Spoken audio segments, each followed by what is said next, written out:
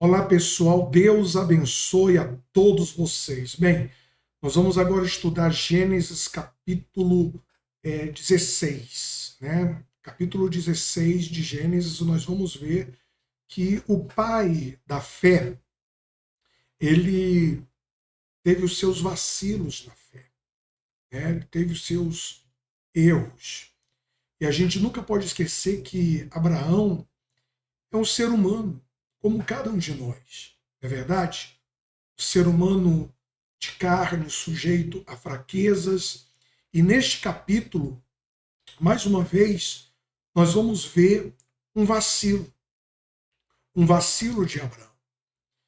E a Bíblia é tão verdadeira, a Bíblia é tão sublime, que até o pecado, né, os vacilos dos heróis da fé, dos grandes homens da fé, foram registrados. Está na Bíblia, né, está registrado. Então, se a Bíblia simplesmente fosse uma invenção humana, você acha? Você acha que os homens relatariam, né, os seus próprios vacilos, as suas quedas? É óbvio que não. Então, a Bíblia é divina, é de Deus. E vamos começar. Gênesis 16, versículo 1, ele vai dizer assim: Sarai, a mulher de Abraão, não lhe tinha dado filhos. Ela possuía uma escrava egípcia que se chamava Agar. Um dia, Sarai disse a Abrão: Já que o Senhor Deus não me deixa ter filhos, tenha relações com a minha escrava. Talvez assim, por meio dela, né, eu possa ter filhos. E Abrão concordou com o plano de Sarai. Que coisa, hein? E assim ela lhe deu Agar para ser sua concubina. Isso aconteceu quando já fazia 10 anos que Abrão estava morando em Canaã. Abrão teve relações com Agar e ela ficou grávida. Quando descobriu que estava grávida, Agar começou a olhar com desprezo para Sarai, a sua dona. Então, Sara, ela tem um plano e ela fala esse plano para o seu marido. Vamos dar um jeitinho, em outras palavras, né? Vamos dar uma mãozinha para Deus. É que pode, né? Tome a minha serva, Abraão. Talvez eu possa ter filhos por meio dela. Isso era comum naquela época, né? Era costume entre os povos que habitavam aquele lugar, naquela época, a mulher estéril entregar a sua serva ao seu próprio marido para que ela tivesse filhos com ela. Então, Abrão aderiu essa sugestão da sua própria esposa. Mas que fique bem claro, isso não era a vontade de Deus. Não, não era da vontade de Deus. Então, cuidado. Nunca devemos dar um jeitinho para resolver um problema ou até antecipar uma bênção. É melhor esperar que a promessa se cumpra, né? Leve o tempo que for. Muitas pessoas têm agido como a esposa de Abraão, né? Na época era Abraão. Quer dizer, movidos pelos sentimentos, tomado decisões precipitadas, né? Desprezando a direção que vem do alto. E aí vem as consequências, né? Consequências terríveis, sofrimentos terríveis. E aí, quando a Agar ela fica grávida, ela começa a menosprezar Sara. Ela começa a tratar a Sara de uma maneira que não deveria tratar. E aí acontece uma confusão, uma grande confusão. Sara não aceita aquele tratamento da sua escrava, né? Tratamento soberbo e tratamento arrogante da parte da escrava. e ela maltrata Agar e bota ela para fora de casa, né? Eu não quero mais que você more comigo, sai daqui, vai embora. E de fato, Agar sai fugindo da casa de Sara.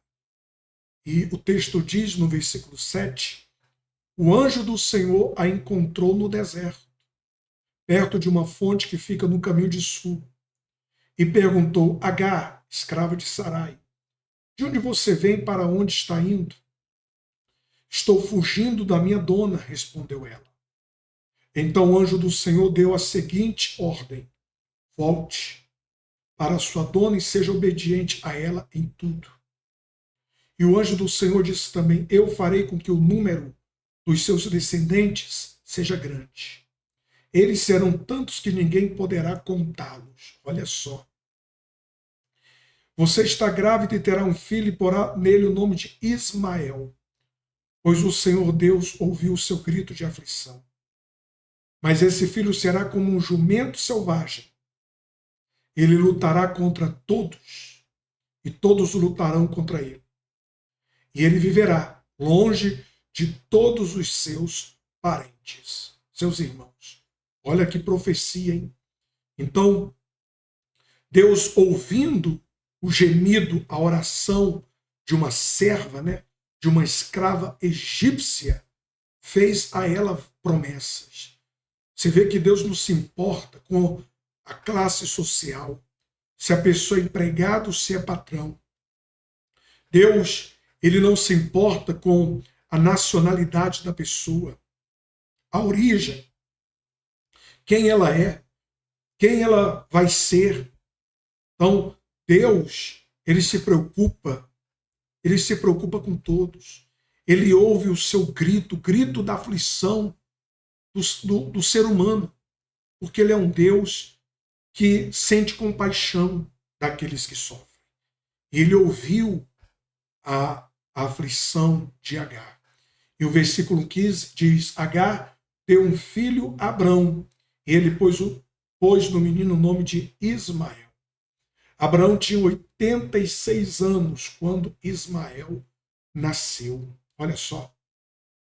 Então, chega o tempo da serva dar à luz, e ela então dá à luz um filho e chama esse filho de Ismael.